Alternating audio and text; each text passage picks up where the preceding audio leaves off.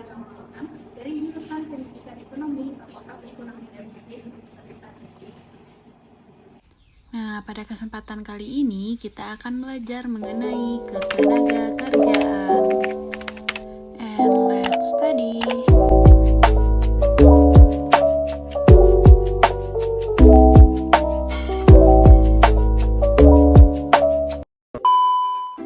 Ada dua kompetensi dasar yang harus kita kuasai dalam materi ini. Yang pertama yaitu menganalisis permasalahannya, dan yang kedua menyajikan hasil analisisnya.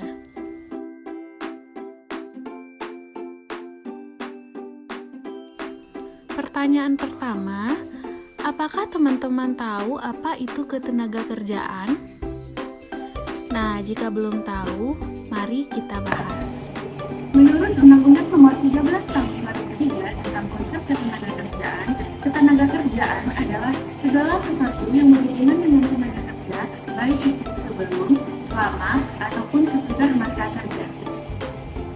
Selanjutnya, kita akan membahas mengenai jenis-jenis tenaga kerja. Dalam pasal 1 ayat 2 Undang-Undang Nomor 13 Tahun 2003, tenaga kerja yaitu setiap orang yang mampu melakukan pekerjaan guna menghasilkan barang atau jasa, baik untuk memenuhi kebutuhan sendiri maupun masyarakat. Nah, ada banyak sekali jenis-jenis tenaga kerja, yaitu ada menurut sifatnya, menurut kualitasnya, dan menurut fungsi pokok dalam perusahaan. Yang pertama yaitu jenis-jenis tenaga kerja menurut sifatnya. Ada tenaga kerja jasmaniah dan tenaga kerja rohaniah.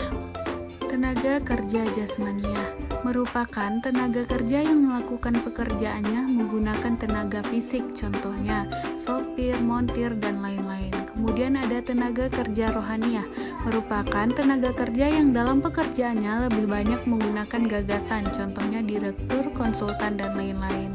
Kemudian ada jenis tenaga kerja menurut kualitasnya. Yang pertama tenaga kerja terdidik, tenaga kerja terlatih, dan tenaga kerja yang tidak terdidik dan tidak terlatih. Untuk tenaga kerja terdidik adalah tenaga kerja yang mempunyai pendidikan yang tinggi sehingga ahli di bidangnya. Contohnya guru, dosen, dokter, dan lain-lain. Kemudian yang kedua ada tenaga kerja terlatih. Tenaga kerja ini memiliki keahlian dalam bidang tertentu karena adanya pengalaman kerja. Contohnya sopir, montir, dan lain-lain. Kemudian yang ketiga ada tenaga kerja tidak terdidik dan tidak terlatih. Tenaga kerja ini tidak memerlukan pendidikan atau pelatihan tertentu untuk melakukan pekerjaannya. Contohnya tukang sapu, buruh, dan lain-lain. Selanjutnya, ada jenis-jenis tenaga kerja menurut fungsi pokok dalam perusahaan.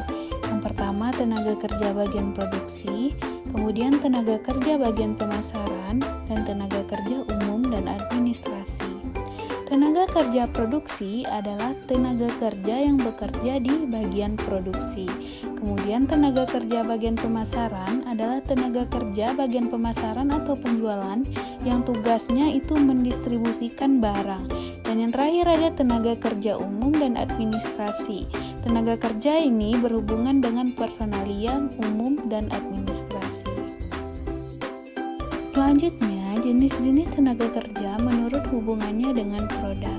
Ada tenaga kerja langsung dan tenaga kerja tidak langsung. Tenaga kerja langsung terlibat pada proses produksi dan biayanya dikaitkan pada biaya produksi atau pada barang yang dihasilkan. Sedangkan tenaga kerja tidak langsung itu tidak terlibat secara langsung pada proses produksi dan biayanya dikaitkan pada biaya operasional pabrik. Itu saja mungkin untuk pembahasan mengenai dari jenis-jenis tenaga kerja. Nah, selanjutnya kita masuk ke pembahasan mengenai angkatan kerja.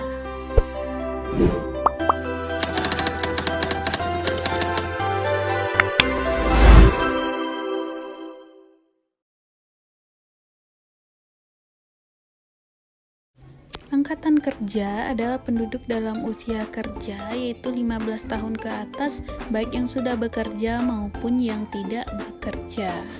Klasifikasi angkatan kerja ada penduduk yang bekerja atau employment dan penduduk yang tidak bekerja atau unemployment.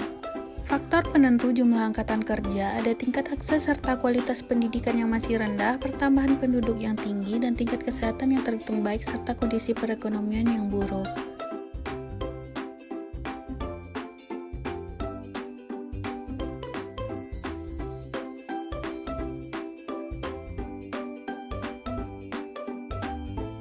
Nah, ini merupakan rumus cara menghitung angkatan kerja di mana tingkat partisipasi angkatan kerja sama dengan angkatan kerja dibagi dengan jumlah penduduk di atas 10 tahun dikali dengan 100%.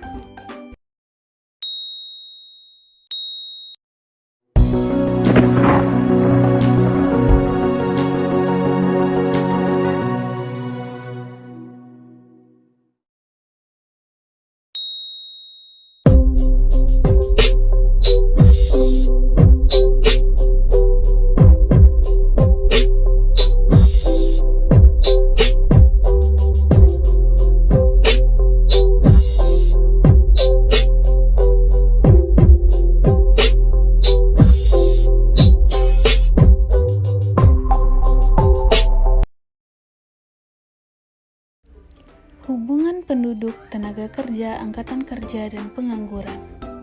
Penduduk terbagi menjadi dua, yaitu penduduk usia kerja dan penduduk bukan usia kerja.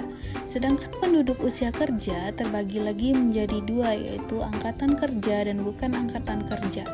Dan angkatan kerja juga terbagi dua, yaitu menjadi yang bekerja dan yang tidak bekerja atau disebut dengan pengangguran.